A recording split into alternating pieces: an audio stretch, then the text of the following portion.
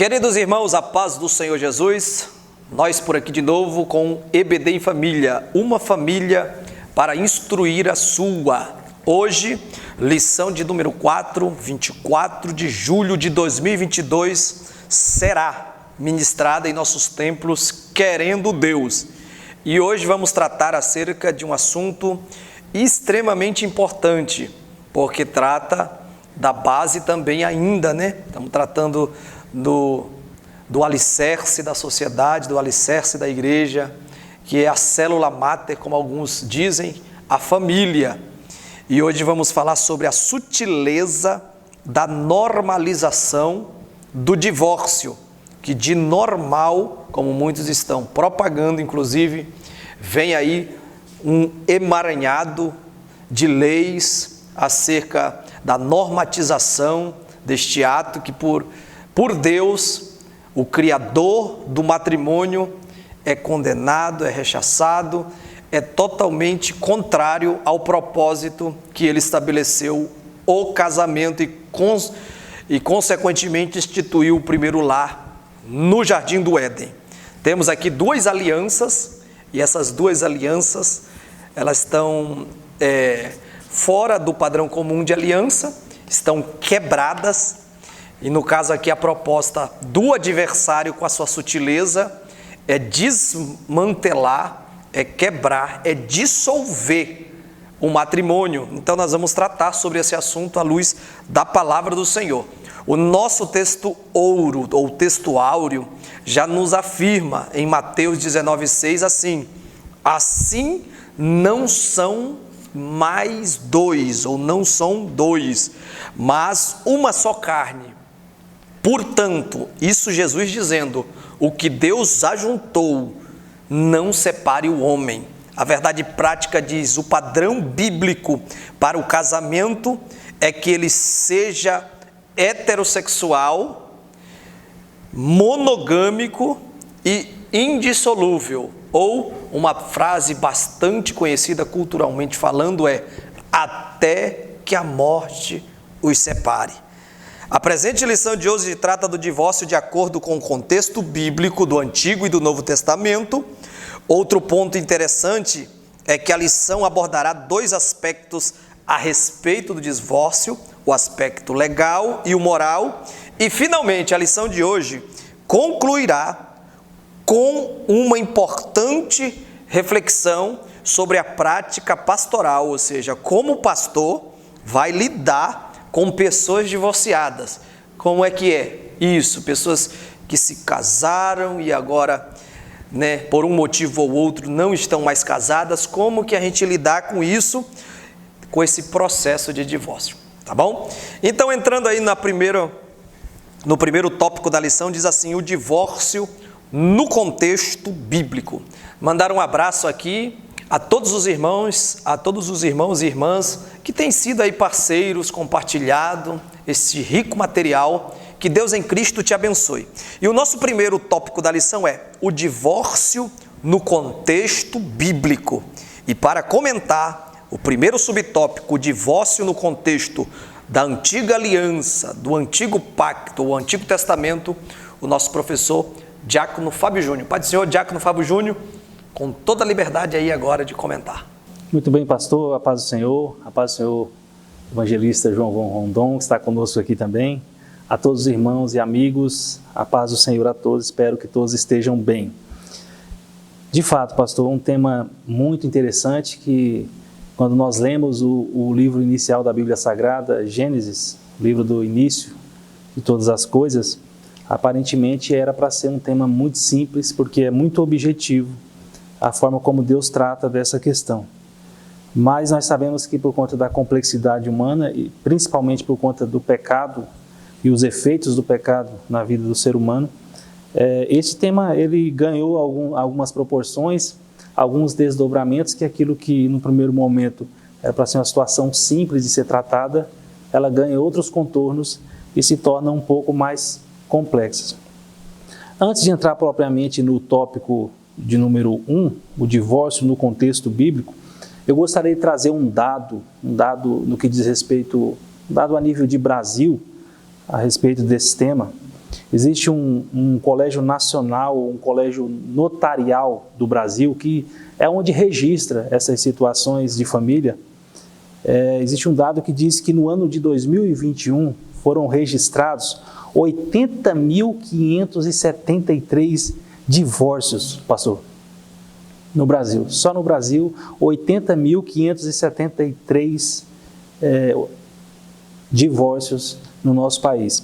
Neste mesmo ano foram registrados 425 mil casamentos, 425 mil casamentos. Então, quando nós fazemos a comparação entre a quantidade de pessoas que se uniram em enlace matrimonial e de forma proporcional à quantidade de divórcio, é um número muito grande. É um número muito grande. Isso aponta para o que o pastor já mencionou inicialmente aqui, de como se tem relativizado isto que é um mandamento divino, isso que é uma vontade de Deus para a vida do homem e da mulher.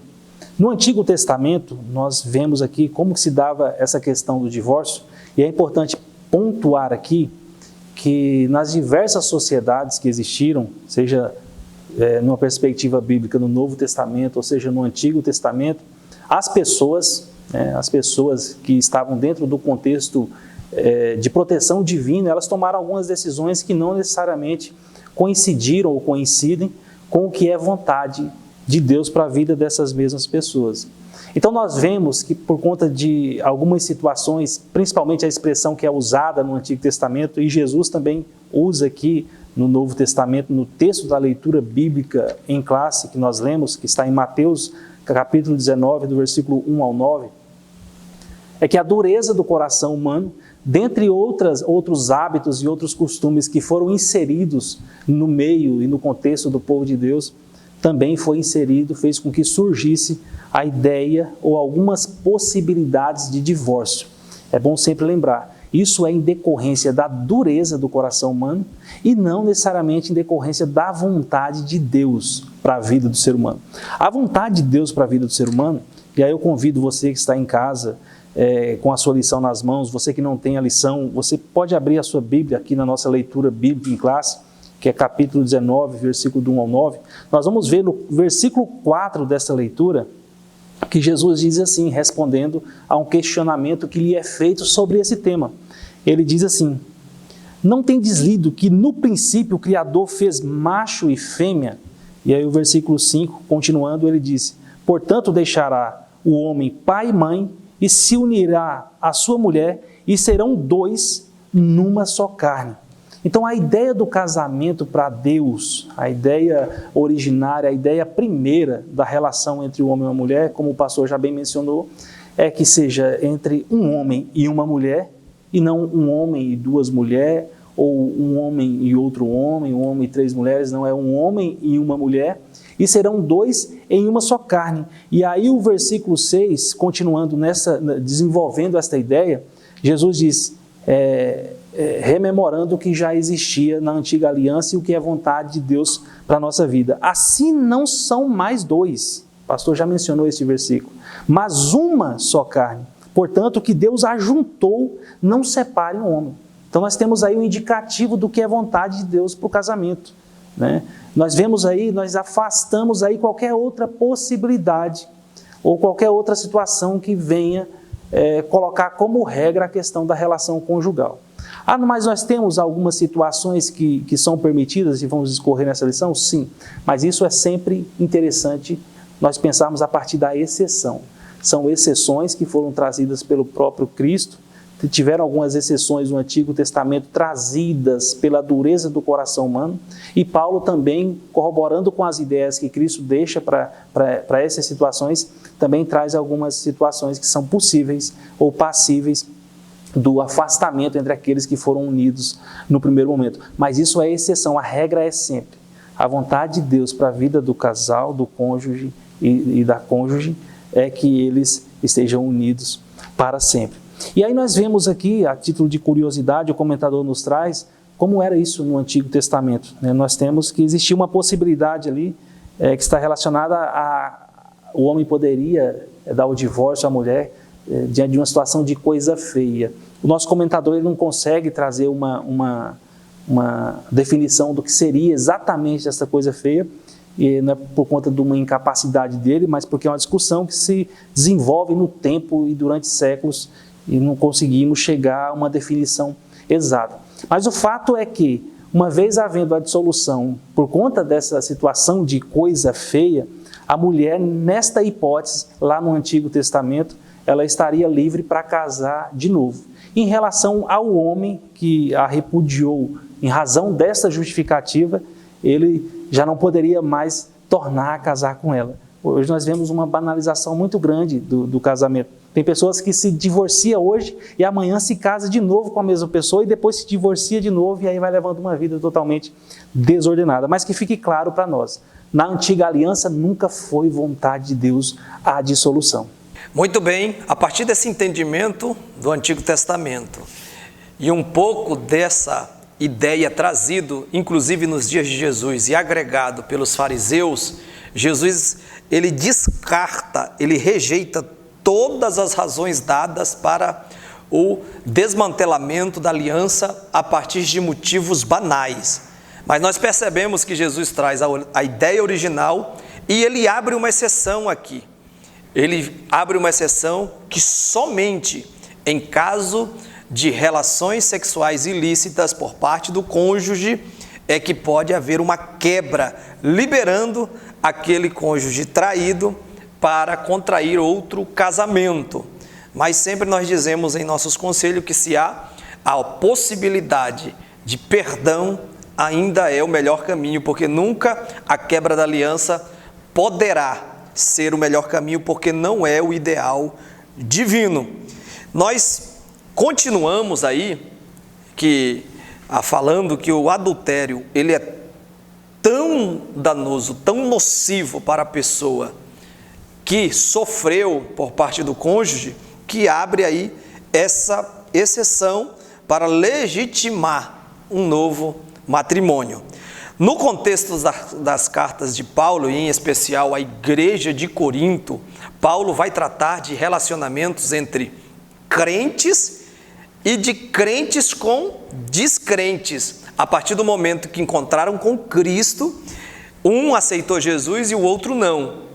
Para os crentes, os dois cônjuges crentes ali servindo a Deus, Paulo disse que não deveriam se separar. Se separassem, o ideal, como diz ele no versículo 10 e 11 do capítulo 7, é que eles se reconciliassem e de novo continuassem a viver como um casal. E nós percebemos que para crente que é casado com uma pessoa que ainda não é crente, ou seja, não se converteu a Cristo, se o descrente quiser largar, abandonar, por causa que ele ou ela aceitou a Cristo, diz Paulo, pode largar, porque você não estará sujeito à escravidão. Então aqui nós percebemos que ele usa uma palavra aqui em grego que identifica você não poderá se sujeitar à servidão caso o descrente queira largar. Isso deve ter um entendimento que deva partir da pessoa que ainda não serve a Cristo, que não tem esse ideal de Deus, que não ouviu a palavra de Jesus, que o casamento é até que a morte os separe. Tá bom? Vamos continuar e abrindo nosso entendimento um pouco mais. E neste momento vamos chamar um rápido intervalo. Não saia daí. Compartilhe este vídeo, porque com certeza tem coisa boa ainda para ser dita aqui.